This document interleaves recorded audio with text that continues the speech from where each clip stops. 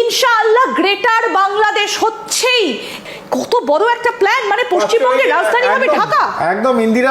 নতুন দিনের আলো দেখতে ভয় পায় তারা, পুরনো অন্ধকারেই রাজত্ব করেছে যারা। তিন রাজ্য, এক আতঙ্ক, এক বাংলাদেশ। ভারতীয় আধিপত্যকে চ্যালেঞ্জ করে এবার বাংলাদেশ গঠন করতে চলেছে অবিভক্ত বাংলা। গত কয়েক মাসে ভারতের উত্তর পূর্বাঞ্চলে এক অদ্ভুত উত্তেজনা লক্ষ্য করা যাচ্ছে। চুপিসারে একে একে আসাম, ত্রিপুরা আর পশ্চিমবাংলার কিছু মিডিয়া বলছে বেশ কয়েকটি রাজ্যে এখন এমন এক সাংস্কৃতিক আন্দোলন চলছে যেখানে জনগণের একাংশ নিজেদের ভারতীয়ের চেয়ে বাঙালি পরিচয়ে বেশি গর্ববোধ করছে। আসামে এনআরসি ও নাগরিকত্ব ইস্যুতে প্রচুর বাঙালি মুসলমান ও হিন্দুকে নির্বিচারে বাংলাদেশি বলা হচ্ছে। কেন ভারতীয় গোয়েন্দা সংস্থারও অজানা আশঙ্কায় কাঁপছে? কেনই বা পশ্চিমবাংলা, আসাম আর ত্রিপুরা নিয়ে আলোচনায় উঠে আসছে গ্রেটার বাংলাদেশ শব্দটা? আপনার এই প্রশ্নগুলোর উত্তর জানাবো আজকের এই ভিডিওতে। প্রথমেই দেখে নেওয়া যাক গ্রেটার বাংলাদেশ নিয়ে কি বলছে পশ্চিমবাংলার মিডিয়া। এক বছর পার, বাংলাদেশে আরও একটা 5ই আগস্ট। এক বছর পার, এই এক বছরে বাংলাদেশের ভেতরে কি হলো? অরাজকতা, আর তারপর উঠে এলো অন্য দেশকে বিব্রত করার বেশ কিছু কর্মকাণ্ড। এই মুহূর্তে দাঁড়িয়ে গ্রেটার বাংলাদেশ বলে একটা মানচিত্র বাংলাদেশের তরফ থেকে সামনে আনা হয়েছে, কিন্তু তারা নিজেরাই কতটা কন্ট্রাডিক্টরি কথাবার্তা বলছেন সেটা আজকে আপনাদেরকে বলবো। এই যে গ্রেটার বাংলাদেশ, এই মানচিত্রটা যারা নাকি দাবি করছে যে শুধুমাত্র বাংলাদেশের মধ্যে থাকা বা বাংলাদেশের ম্যাপের মধ্যে থাকা অংশটা তাদের নয়, আরো অন্যান্য দেশকে তারা খামচে খামচে ধরছে। তারা দাবি করছে যে পশ্চিমবঙ্গর রাজধানী নাকি এবার হবে ঢাকা। ভাবতে পারছেন? মানে গত এক বছরে যে অরাজক পরিস্থিতিটা ছিল, সেই অরাজক পরিস্থিতিটা কন্টিনিউ রাখা হয়েছে।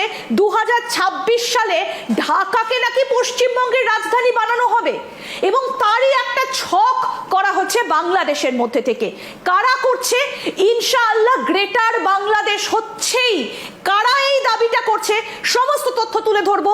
কারা এই সংগঠন, কি সেই মানচিত্র, কি তাদের প্ল্যান, এবং কোন কোন দিক থেকে তারা ঢাকাকে পশ্চিমবঙ্গের রাজধানী বানাতে চাইছে 2026-এ, সেই সমস্ত তথ্য যিনি আজকে তুলে ধরবেন আমাদের সঙ্গে স্টুডিওতে রয়েছেন কর্নেল দীপ্তাংশু চৌধুরী। কর্নেল চৌধুরী, আপনাকে স্বাগত জানাই আজ তাক বাংলার স্টুডিওতে।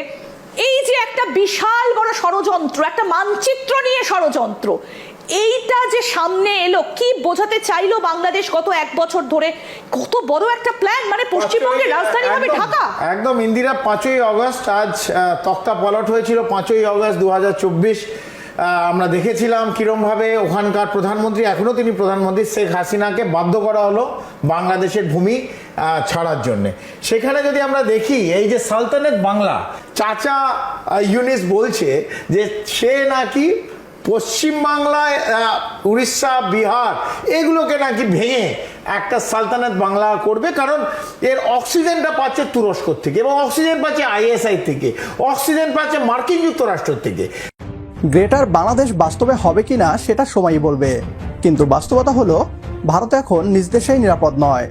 কারণ যে আগুন দমিয়ে রাখা হয়েছিল বছরের পর বছর, আজ সেই আগুন আবার দাউ দাউ করে জ্বলছে। ভাষার নামে, সংস্কৃতির নামে, আর এক অনির্বচনীয় আত্মপরিচয়ের নামে।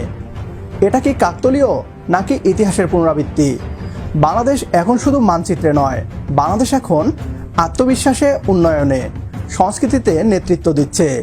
এটাই বাস্তবতা। প্রিয় দর্শক, যদি আপনিও চান পশ্চিমবাংলা, আসাম ও ত্রিপুরা নিয়ে গঠন করা হোক গ্রেটার বাংলাদেশ, এবং আমাদের মানচিত্র ফিরে পাক পূর্ণতা, তাহলে কমেন্ট বক্সে ইয়েস লিখে জানিয়ে দিন আমাদের। সেই সাথে ভিডিও শেয়ার করে দেখার সুযোগ করে দিন আপনার বন্ধুদের। পরবর্তী ভিডিও দেখার আমন্ত্রণ জানিয়ে বিদায় নিচ্ছি আজ। আল্লাহ হাফেজ।